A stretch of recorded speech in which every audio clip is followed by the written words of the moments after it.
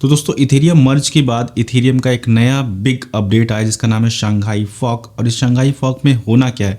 Shanghai Fock में 2020 दिसंबर में जिन लोगों ने स्टेकिंग में काफ़ी सारे इथेरियम लगाए थे, कई कई मिलियन में अपने इथेरियम स्टेक लगाए थे, वो सारे अनलॉक होंगे। अब जब अनलॉक होंगे, क्योंकि मार्केट का सिचुएशन में लिक्विडिटी बहुत कम है, लोगों के पास, लोगों को पैसे की ज़रूरत है, तो ये भी चांसेस है कि वो सारे इथेरियम कैश आउट होने के लिए आए एक्सचेंजेस पर। तो इथेरियम के प्राइस को लेकर काफ़ी ज़्यादा लोग कयास लगा रहे हैं कि इथेरियम के प्राइस में काफ़ी ज़्यादा डाउन जा सकता है, कुछ बड़ा वॉलेटिलिटी देखने को मिल सकती है इथेरियम के प्राइस में। तो क्योंकि अगर आप इथेरियम के होल्डर हैं तो आपको ये खबर बिल्कुल जाननी चाहिए, अच्छे से बिल्कुल ध्यान से समझनी चाहिए कि इथेरियम में एग्जैक्टली क्या होने जा रहा है ये शंघाई फॉक में, और शंघाई फॉक है क्या और इससे क्या अपग्रेड होगा, इथेरियम में क्या कुछ होगा। क्योंकि इथेरियम को अल्टीमेटली पहुंचना है शार्डिंग, जो कि वहाँ उसकी डेस्टिनेशन है। तो उस तक पहुंचने में बहुत सारे छोटे छोटे अपडेट हैं, वो सब इसी नाम से जाने जाते हैं, शंघाई फॉक, कई सारे EIP के नाम से।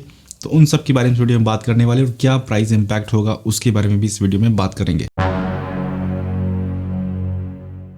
तो दोस्तों इथेरियम के बारे में आप जानते हैं, इथेरियम नंबर 2 का कॉइन है, मतलब रैंकिंग में नंबर 2 पर आता है, और ये शिफ्ट हुआ है प्रूफ ऑफ वर्क से प्रूफ ऑफ स्टेक पर। यानी 2020 दिसंबर से ये अपने आप को अपग्रेड करना शुरू कर दिया था प्रूफ ऑफ वर्क से, क्योंकि उस समय जो इनके वैलिडेटर थे उनको इथेरियम को फीस पे करनी पड़ती थी, जिसकी वजह से इसकी माइनिंग बहुत ज़्यादा कॉस्टली होती थी। तो इस कारण से इसको प्रूफ ऑफ वर्क से प्रूफ ऑफ स्टेक पर शिफ्ट किया, और जो इसकी ट्रांजैक्शन फ़ीस थी उसको कम करने के लिए ये सारा कुछ तैयारी किया गया। तो जहाँ पर 2020 में द बीकन शुरू हुआ, उसके बाद द मर्ज यानी 15 सितंबर को मर्ज हुआ, मर्ज की शुरुआत हुई, और अभी हम लोग पहुँचे हैं शंघाई अपडेट पर। और उसके बाद धीरे धीरे हम लोग 2024 तक का शार्डिंग पर पहुँचेंगे, जहाँ पर फुली मर्ज हो जाएगा, और उस समय इथेरियम इकोनॉमिकल हो जाएगा। मतलब जो भी अगर आप ट्रांजैक्शन करना चाहें, उसकी ब्लॉकचेन यूज़ करना चाहें, तो वो कुछ सेंट में होगी, कुछ कम चार्जेस पर उसकी ब्लॉकचेन को यूज़ कर सकते हैं, उसकी ट्रांजैक्शन को एक जगह से दूसरी जगह क्रिप्टो को भेज सकते हैं बहुत कम चार्जेस पर। तो ये सारा होने में भी 2024 है, लेकिन उसके बीच में कुछ सारे अपडेट हैं जो इथेरियम के लगातार बैक टू बैक आ रहे हैं, जिसकी वजह से इथेरियम अपने डेस्टिनेशन तक पहुंचेगा। लेकिन ये अपडेट में खास बात ये है कि यहाँ पर 2020 दिसंबर में जो इथेरियम लॉक हुआ था, स्टेकिंग हुआ था, वो अभी अनलॉक होने वाला है, और ये एक बड़ी बात है। और ये इथेरियम इतनी ज़्यादा क्वांटिटी में है कि मार्केट में इथेरियम के प्राइस में काफ़ी ज़्यादा वॉलिटिलिटी देखने को मिल सकती है। अगर हम नंबर्स में बात करें तो ये तकरीबन $20 बिलियन के इथेरियम हैं जो कि अनलॉक होने जा रहे हैं ये शंघाई फॉक में। तो यहाँ पर ये सारे इथेरियम एकदम से अचानक से ये कहाँ पर स्टेक हुए, क्यों स्टेक हुए, किन लोगों ने किए, क्या ये यूज़र्स के हैं, इन सब के बारे में भी बात कर लेते हैं। तो ये जो स्टेकिंग की शुरुआत हुई थी, ये जब से बीकन चेन इन्होंने लॉन्च की है, जब से प्रूफ ऑफ वर्क से प्रूफ ऑफ स्टेक पर शिफ्ट हुए, तो लोगों ने स्टेक करना शुरू किया। और यहाँ पर यूज़र्स के लिए जो लिमिट रखी गई है वो 32 इथेरियम मिनिमम आप स्टेक कर सकते हैं सीधे इथेरियम पर, अगर आप स्टेकिंग करना चाहें। यानी आप सोलो स्टेकर बनना चाहें तो 32 मिनिमम चाहिए।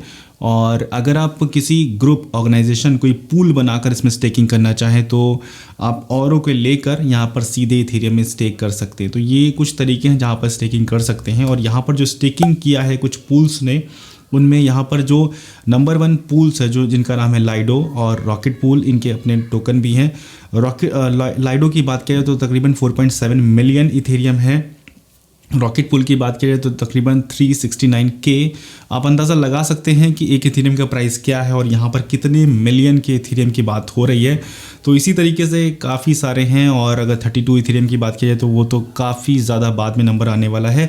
और ईयरली जो रिटर्न मिलता है इथेरियम को स्टेक करने पर करीबन 4 से 5% के बीच में रिटर्न मिलता है। तो इसलिए काफ़ी सारे लोग, क्योंकि इथेरियम को होल्ड कर रहे हैं, सिंपली इथेरियम को लॉन्ग टर्म के लिए जिन लोगों ने होल्ड कर रखा है, तो उनको अगर उससे 4 से 5% भी मिल रहा है तो लोग आराम से खुशी खुशी जाके स्टेक कर देते हैं, इथेरियम के सिस्टम के वैलिडेटर बन जाते हैं। तो यहाँ पर जो शंघाई फॉक अपडेट जो आ रहा है, इसमें काफ़ी सारे लोगों को लग रहा है कि ये मार्केट में इथेरियम का प्राइस बहुत ज़्यादा डाउन कर सकता है और इथेरियम में काफ़ी ज़्यादा वॉलेटिलिटी देखने को मिल सकती है। लेकिन मुझे ही लग रहा है ये फर्ड है। वो क्यों? क्योंकि 15 सितंबर को आपको याद होगा कि जब इथेरियम का मर्ज लॉन्च हुआ था, जिस दिन इथेरियम लाइव हुआ था मर्ज में, उस समय इथेरियम का प्राइस तकरीबन $1600 के आसपास था। और उस दिन उसका प्राइस बिल्कुल सस्टेन बना रहा, जिस प्राइस पर होना चाहिए वहीं पर बना रहा।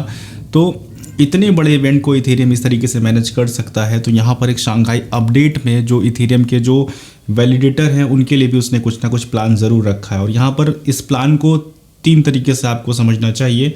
जो उनके वैलिडेटर हैं उनमें जो विड्रॉल उनका जो दिया जाना है उसमें 2 तरीके का विड्रॉल है, एक पार्शली विड्रॉल और एक फुली विड्रॉल। पार्शली विड्रॉल में जो उनका 32 इथेरियम के बाद का जो भी हिस्सा है वो चाहे तो विड्रॉल कर सकते हैं, जिसको पार्शली विड्रॉल बोला गया है।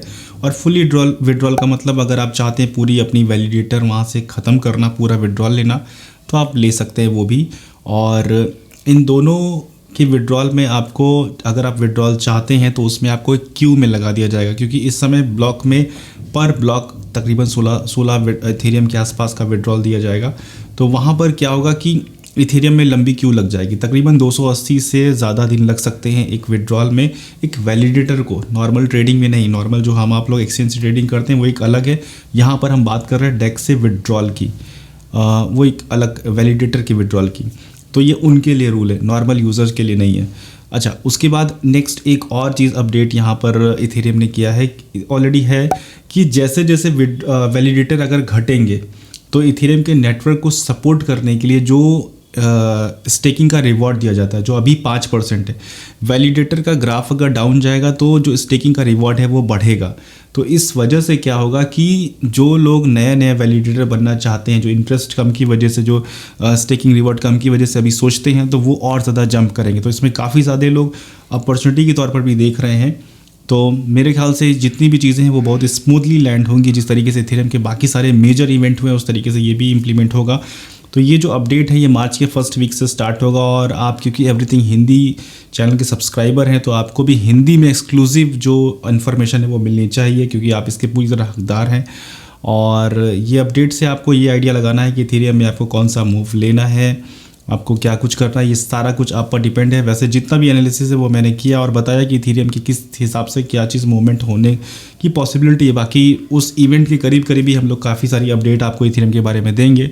तो कहीं भी कोई भी पैनिक सिचुएशन नहीं मुझे ऐसे नज़र आ रही है। और जैसा कि मैं बताऊं, आपको फाइनेंशियल एडवाइज़र नहीं हो तो जो भी डिसीजन है वो सारे के सारे आप अपने हिसाब से लीजिए।